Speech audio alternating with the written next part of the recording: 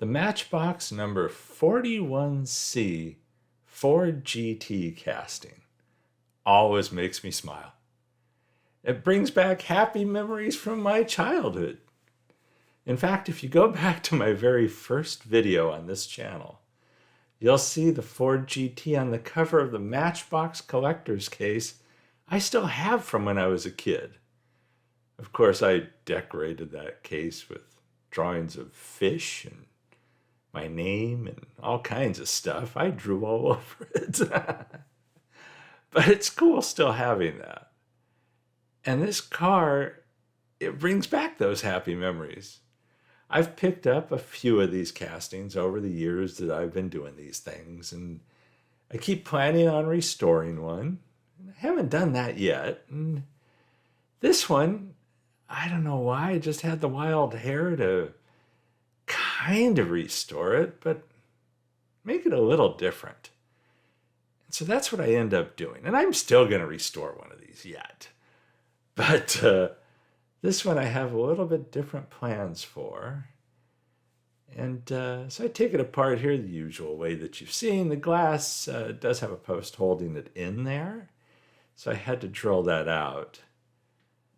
Unfortunately, the front glass on this has a very small crack. And as you probably noticed earlier, the couple of the tires are gone.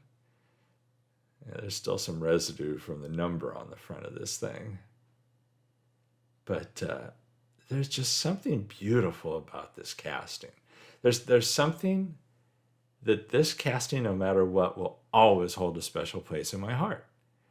And I'm sure it's the same for a lot of you that are around my age. You know, we grew up with these old Matchbox cars, and you know, the Hot Wheels came on the scene, and they were the cars to have because they went really quickly and they had flashier colors. And but the Matchbox always seem, you know, they're kind of more realistic. They have more detail to them than the early Hot Wheels. And so anyhow, I take this thing apart and, you know, get it stripped. Took the wheels off using the Dremel tool that you saw there, just to take the nub off the axles, and slid those wheels off. And then I drill and tap it. I did have to make a decision on this, and it was like, am I going to paint a lot, like paint the taillights? Am I going to do that, or am I not? And am I going to swap the wheels? And that just seemed like a horrible idea, doing a wheel swap. So I do make a change, but I keep the wheels. And keeping the wheels, I didn't do things like paint the taillights. So it kind of decided the direction I wanted to go for me. The casting does have some rough areas on it, just, you know, some play-worn areas. It's a beautiful casting. It's a beautiful car. But Matchbox has so much detail on there. And I don't know how else to say it. I guess it's kind of obvious that this car does hold a special place in my heart. And, you know, it's kind of like if you hand me a Hot Wheels paddy wagon. It's the same kind of thing. There's something special about that casting to me. I hit it with Krylon Color Max Gloss Bahama Sea. That's right, a different color. And they say you can't clear coat Color Max, which is the reason I went with that polyacrylic water-based clear. And then that's a large scale decal set that I rescaled down and worked with to use on this casting. So obviously I'm taking this a lot different direction, but I take it a different color than the original Matchbox car because I love this color and I wanted to see what it looked like on this casting. And I wanted to use that decal set because it's colorful and snazzy.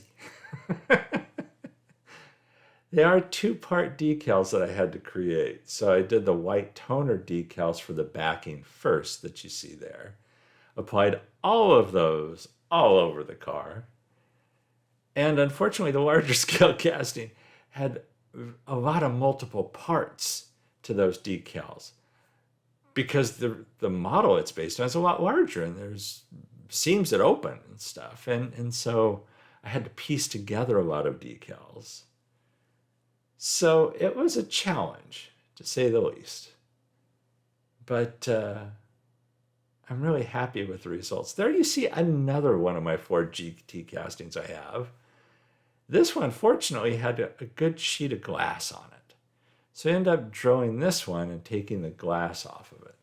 And I used that on this Restomod that I'm doing right now. And I'll set that GT aside, and I'll do something with it in the future, with it or one of the other ones I have. Possibly in the not too distant future, because I really enjoyed working on this one. And I've got some ideas. Now there's a glass with a crack that you can barely see, and there's a glass without a crack. And so, not that looking at these in this picture, as I was filming this, I thought it was a lot more clear than it actually is when you're looking at this in the palm of my hand. But anyhow, after the white toner decals, after I'd let those set for a while, now it was time to put the other set of decals on top of these. This provides the white backing, and because of the way I do these, I need to do them in two parts, because I'm using, it's a HP LaserJet printer, which, geez, I've had it for a little while now. I use it to print everything including letters and tax returns. But it's an HP color LaserJet that, as I recall, was under $300. It was a refurbished printer and a white toner cartridge that I got from a place called Toner Stop in Australia. That it was cheaper than the other white toner that I found. They also, I assume they still do, it's been a while that I've had this, they also sell white toner bottles, so you can refill your own toner cartridges. So I imagine if you had a clean toner cartridge for another printer, you could print white toner, white toner decals, that's tough to say, yourself. Polished up the good piece of glass with flitz, and got it nice and shiny. It's not perfect, but then it was gauzy time. And that does really help the glass on this. But again, it's not a perfect piece of glass. And I imagine when I go to do the next GT, I'm going to have to probably order a piece of glass or try vacuum printing it. I'll probably order it. I think that might be tough to make. You may have noticed on the original turntable shot of the casting I'm working on, I only had 2 of the tires. So I ordered a set of 4 off of eBay, and those arrived very quickly. Wonderful tires. I couldn't be any happier with them. And you'll be seeing those coming up here in a second. But yeah, I wanted to take this a different direction color-wise than is typical for the Matchbox. I didn't want it to be a straight restoration. I wanted to see what it would look like to give it a more current spin than the original Matchbox castings had. Didn't do anything too fancy on the engine or the axles. I cleaned them both up with the buffing wheel on the Dremel tool. The red buffing wheels that I've mentioned in my tips videos as well, they work out fantastically. Went over this with a wire wheel first and then the buffing wheel. And I didn't polish them, but I did go over them, as you see there, with the Renaissance wax to seal them a little bit and give them a little bit better look. I did paint the wheels to match the car. And so this was the concession I made on the wheels in a way. I did not want to do a wheel swap. I wanted to keep that original look. And so I thought, well, let me paint the wheels and see how that looks. I was very happy with how this turned out. And those are the eBay wheels, are tires that you see there.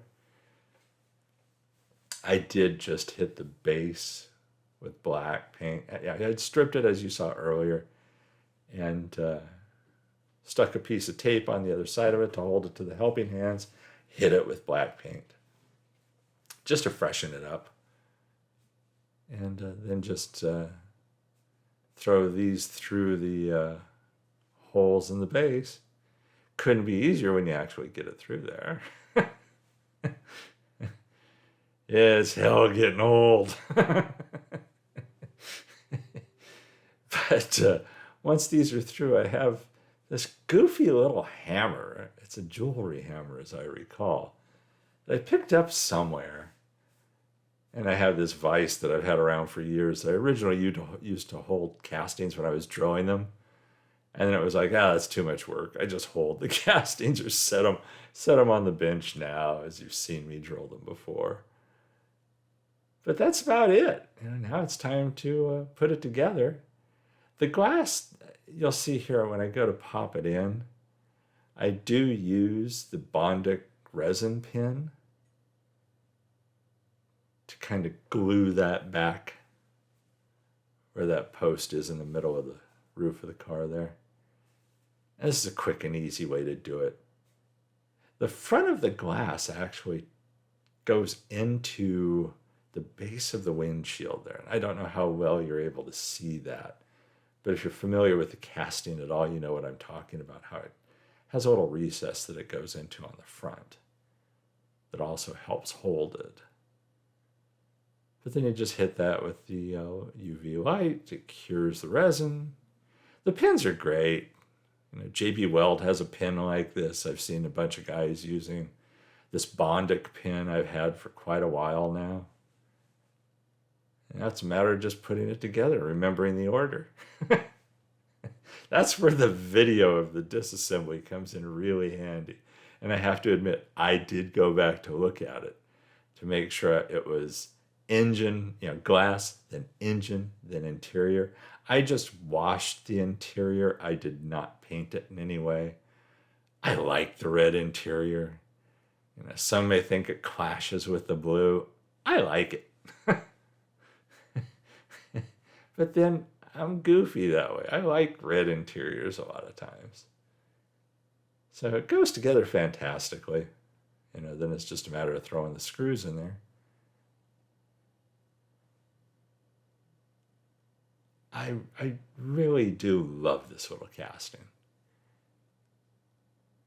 I'd have to say, out of all the Matchbox cars, this is probably the one from my childhood years that is the most special to me. Although there are some others that I have to admit always make me laugh when I see them and are a flashback in a way as well.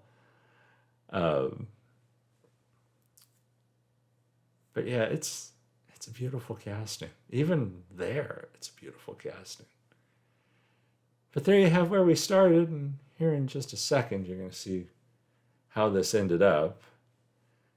Hopefully I haven't totally offended too many people by doing this.